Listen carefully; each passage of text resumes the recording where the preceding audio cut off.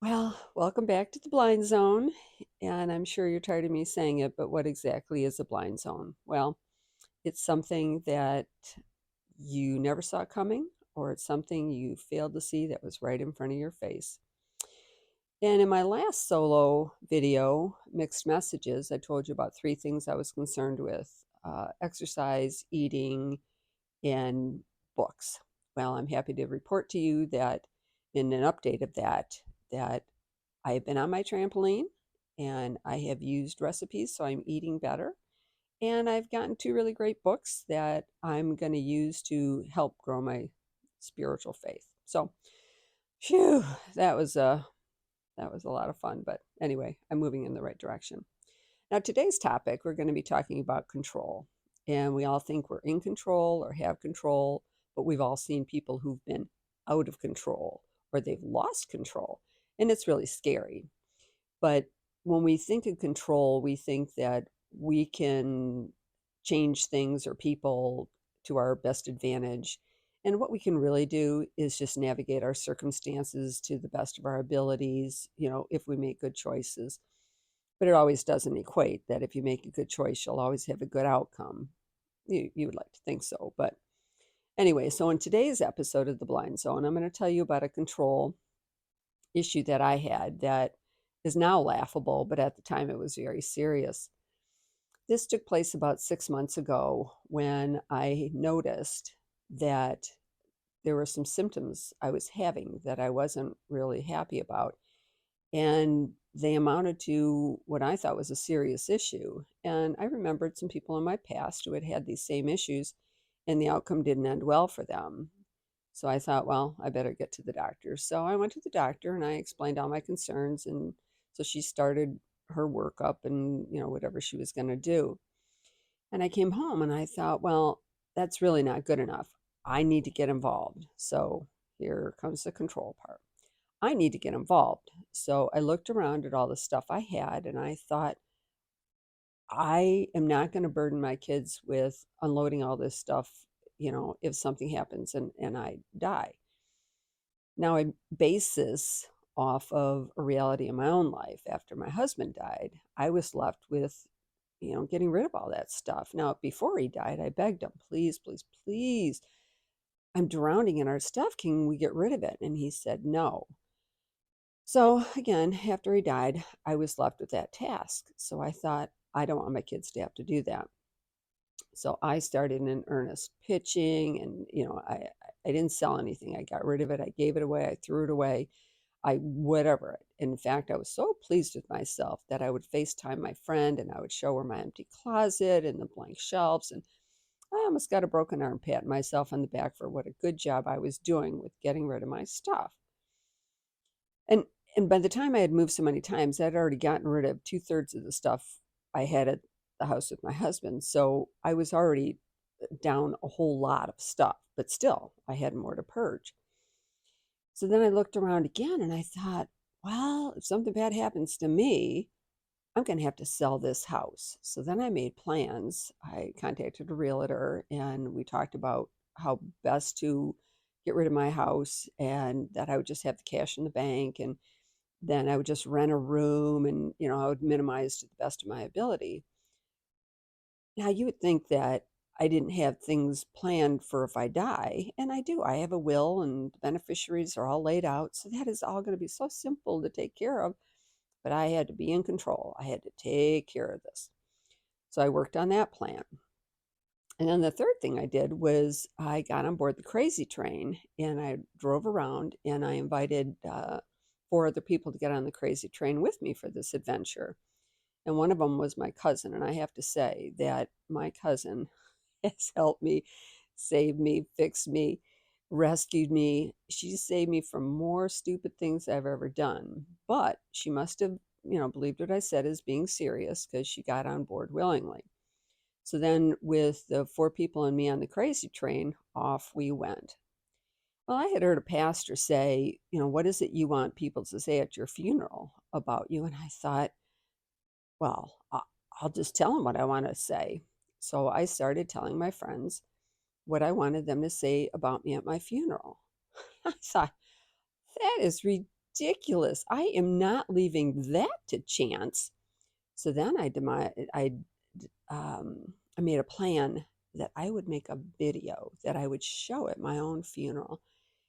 So I thought, okay, I can do this. And I got one of the people off the crazy train and she agreed to video this thing. So I worked on this and I had 4 points and I'll share how the whole video started. So it was going to be me that plug in whatever digital something and I would come up on some big screen and I would say something like, welcome, welcome. Yes, I bet you never thought you'd see me again. Come on in, come on in. There's plenty of room down in the front.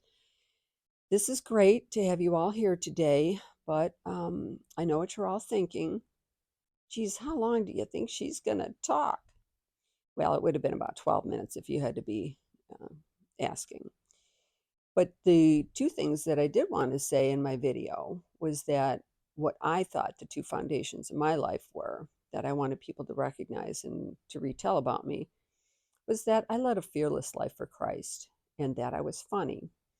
Now, I think if you have to tell somebody you're funny, you're probably not funny, but I thought it was funny that I was making a video, so I was kind of proving my own point. So I would make the whole video and then they would shoot it, at my funeral. But then I thought, I better make sure that this is going to fly at the funeral home. So then I contacted a friend whose husband happens to work at a funeral home and I called him and I said, look, this is what I want to do. Is this even possible? Well, he checked with his general manager and he said, yes, it was. Because at first I thought I was going to have to go to some, seedy kind of funeral place, Bob's Back Alley Funeral Home or something to get this accomplished. But he said, no, this is possible. And I said, good. So we talked through all the particulars and, and I said, no, look, you can't tell your wife. Not a lot of people know about this, but I think I'm going to get bad news from the doctor. And when that happens, I want to be prepared. And I know a lot of people who do funeral preparations in advance. That is great. That's perfectly fine. I'm not talking about that. I'm just talking about the control I felt I needed to leverage in this circumstance. So I got rid of my stuff. I contemplated selling my home. I circled up people around me. I was going to make the video. I talked to a funeral director. And then the unimaginable happened. Well, I got the report from the doctor and I wasn't dying after all. Imagine my surprise. So she talked to me about, what was happening and the funniest thing was, and I don't mean funny haha, I meant funny peculiar, was that during this time some of the symptoms that I had in the beginning had abated. So I didn't even need to be on the crazy train anymore. But did that stop me? No, no, it did not. So once I found out that I wasn't diagnosed dying and I was just daily dying like the rest of us, I stopped getting rid of my stuff because, I didn't need to be that urgent anymore. And I didn't make the video. And, you know, I didn't look at selling my house anymore. And I stopped the train and told the 4 people on it that the crazy train had stopped and they could get off. And I thought about all that with regard to control and how much we think we have. And again, it's not wrong to plan for the future, and it's not wrong to try to work your circumstances to the best of your ability in a favorable way. But what I had really failed to see was that by by trying to take control of something I had no control over, and that was, whether I was going to live a long time or up to the next weekend, that wasn't up to me because I had done all the preliminary stuff. I have a will, I have beneficiaries, that all that stuff is in place. The rest of it is kind of peripheral to the whole thing. So I guess what I'm saying is when I wanted them to say at my funeral that I led a fearless life for Christ, they would have had to have said, except she was trying to wrestle the control out of God's hands by making sure that it all worked in her favor, that she was trying to cover all the bases instead of just being, faithful to what, God had promised her. And one of my favorite verses is from Psalm 37:4. And it says, I will delight myself in the Lord, and he will give me the desires of my heart. So if I was really delighting myself in the Lord, I kind of switched those around. I wanted the desires of my heart, and then I would see if it delighted the Lord. And that's not how that was supposed to work. And I was again reminded of this reality when a couple nights ago I was on the phone with somebody, and it was kind of a contentious conversation. And I was trying to explain a few things, and the conversation wasn't going well. I wasn't getting my points across. I couldn't even understand why they were doing the things they were doing. And so after we hung up, I was kind of stomping around in my head, thinking of all the things that were wrong in that conversation. And then the Holy Spirit quietly whispered in my ear the Jeremiah 29:11 verse, where he says, "For I know the plans that I have for you, plans to give you a hope and a future." But he didn't say it like you usually read it in the Bible. He said it with the emphasis on the word I, for I know the plans I have for you. And that brought this whole control thing into a different focus. It was a laser focus. And I recognized that the things that I had been trying to control were out of my control, and they were best left in God's control. So again,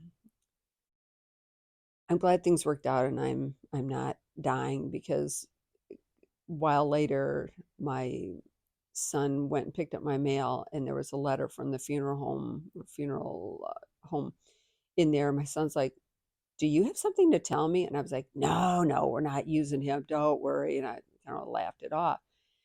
But again, control, we want control, we want the best circumstances, but it's best to leave the control in the hands of the one who truly has it, and that's God.